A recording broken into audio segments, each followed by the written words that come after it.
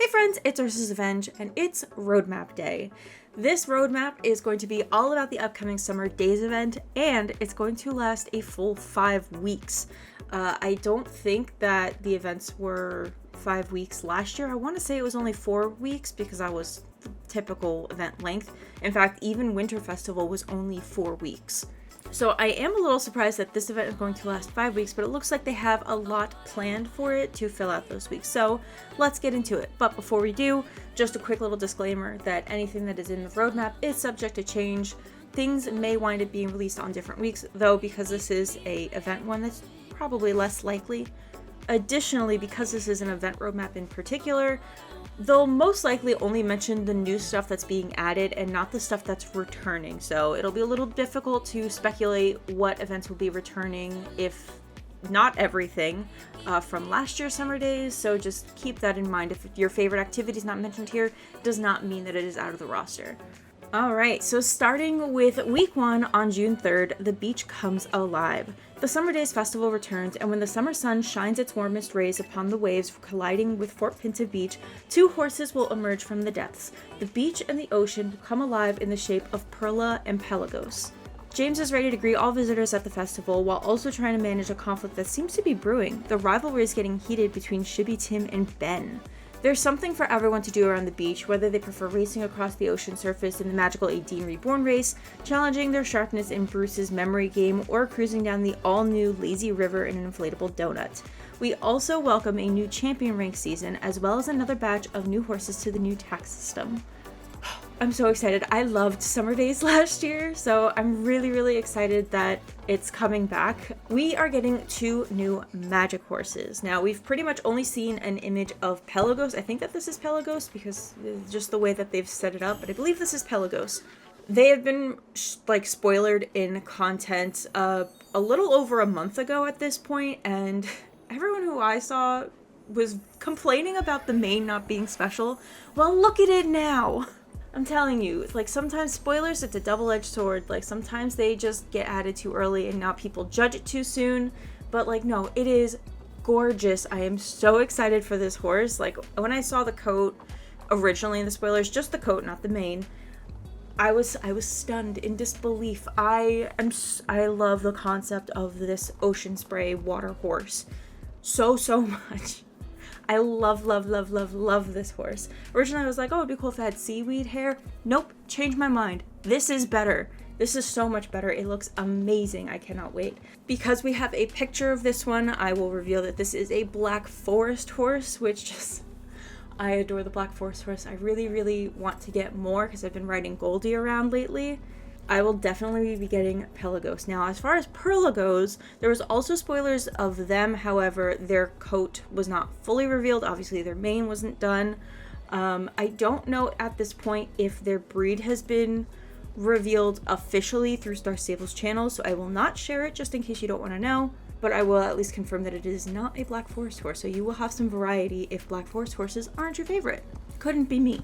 We also have confirmation that James will be back pretty much kicking off the tutorial for the area like he did last year, and that the overarching plot this year, instead of I am Ben, my job is beach, it looks like it's going to be more about a heated rivalry between Shibby Tim and Ben. Now, will they fall in love after? I do not know. But I am interested to see how the story develops. We did get some confirmation about some of the returning activities in week 1. We are getting the 18 Reborn race, we are getting the memory challenge with Bruce again, and we are getting a new lazy river. Now, I don't know where this is going to be, but we're going to get some floaties. I'm excited for an activity like that. I think it'll be really cute. I'm not sure if it's going to, well, I'm assuming it's going to be in that new tide pool area, just because it's kind of windy like a lazy river, so I could totally see that happening. I don't know. In real life, I'm a fan of lazy rivers, so I'm kind of excited to see a little hangout spot in the Star Stable, or if it's just an activity. I don't know, but I'm excited for it. And that's not all, because a new champion rank season will open on June 3rd. You know me, I love doing the championships. I'm so excited for a new champion rank season. The ribbons have been reset on the champion ranks board. I don't think the preview has loaded yet, but I'll check when I actually get into the game to film the rest of this. but it looks like we are going to get a similar style of ribbon to what they did for Equestrian Festival, where the ribbons kind of rank up and get more fancy while still relating to the original like theme and color style all throughout the collection, which I'm honestly a fan of. I think that these are much more wearable and like they show progression, which is really fun. And most excitingly to me, well, not most excitingly to me, but if that all wasn't enough, we also have another batch of horses being ported to the new tax system. So while it's not officially confirmed which horses are going to be in the retrofit batch, the embassy has sort of assumed or confirmed that it might be the Jorvik Mountain Horse, Chincoteague Pony, Andalusian, and Mustang, which does align with some of the horses that are going on Bazaar later in this roadmap. Anyways, moving on to week 2 on June 10th, Decor and Rainbows. As we reach the second week of the festival, Ben and Tim are still trying to prove themselves, this time through a smoothie competition. If the excitement for that competition drains our festival visitors, they can relax by decorating the dock on the Fort Pinta Beach. This can even be a relaxing activity for a whole group to do together. Our magical horses from previous years return this week, as well as the Rainbow Race and Parade. This is just my assumption here, but the past events that they've had, like the activity board, that was kind of tied to the like story progression. Not so much for Equestrian Festival. Equestrian Festival was just like, yeah, good job. But I think that was also just because it was also introducing McHorse and all these different things. Last year with Ben, it was all about making the beach festival a success. But this year, it seems like maybe the activity board quest line will be this rivalry. That's my guess. But we'll see. The story will continue. There will be a new daily added, which is the smoothie competition, and another new feature activity, which will be decorating for Pinta Beach. This is the picture that they put on social media for that week's update. So I'm not sure if we're going to be able to select like all of the decorations or what the plan is there, but it looks really cute. It's over on the dock. This looks like it's like actually on like the ferry dock, maybe the middle dock. I don't know. But either way, it looks like you can set it up how you want. You can invite your group to see your creation or maybe do it with you. And then you have a little hangout area. So that's more of a visual activity than a physical activity. And also this week, we get some returning features. We get the magic horses that were out last year, all returning. So if you missed them the first week, they'll be here. The Rainbow Race will also be returning, as well as the parade. Moving on to June 17th, the Chomp-ionship.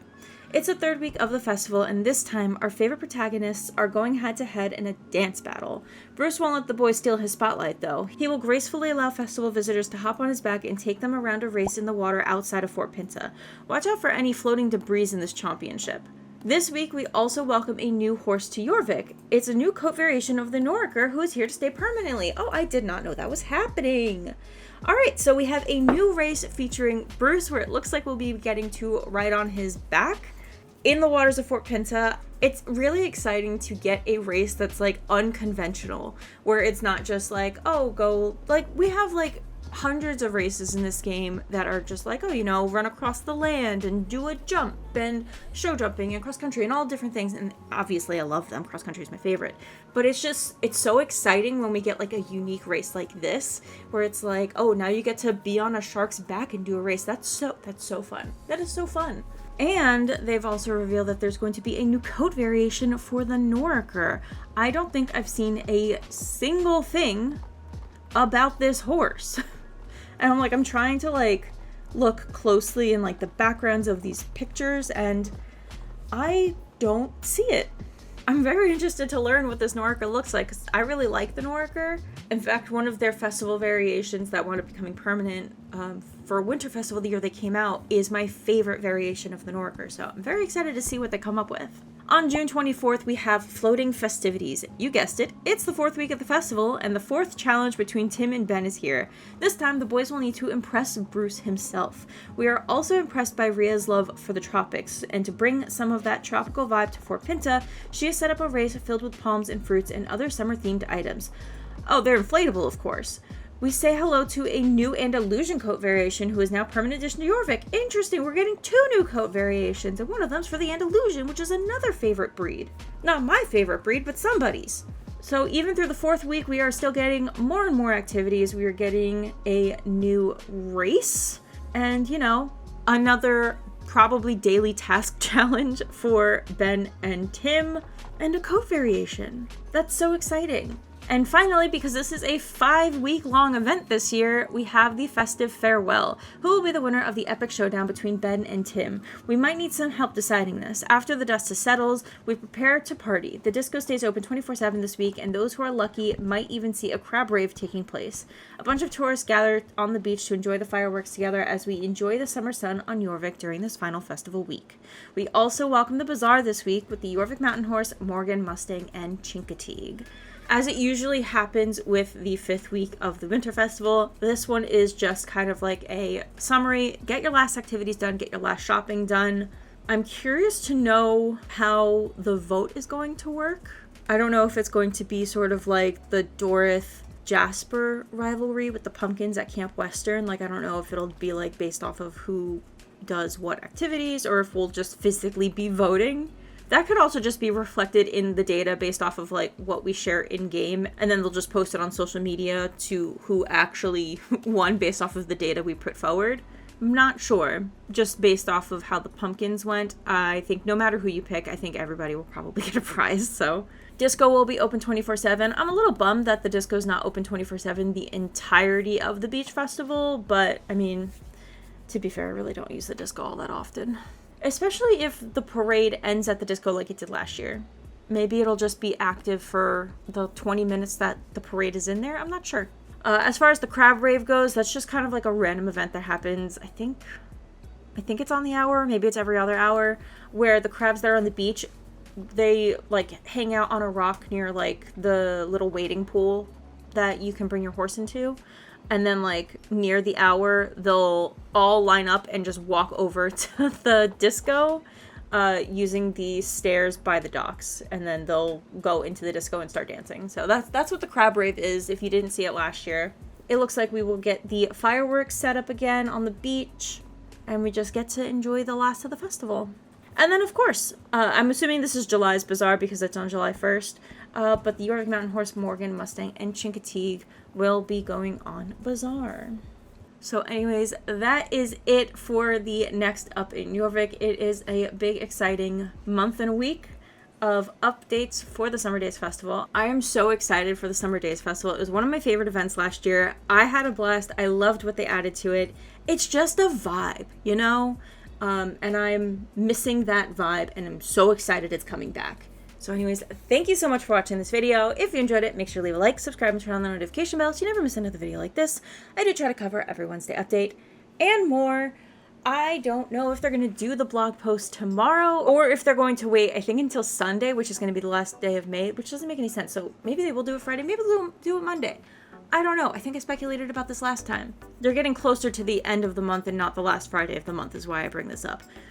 So yeah, I don't know if we're going to get a third video tomorrow or if it'll be sometime over the weekend. But either way, whatever video that is, I will see you next time. Bye!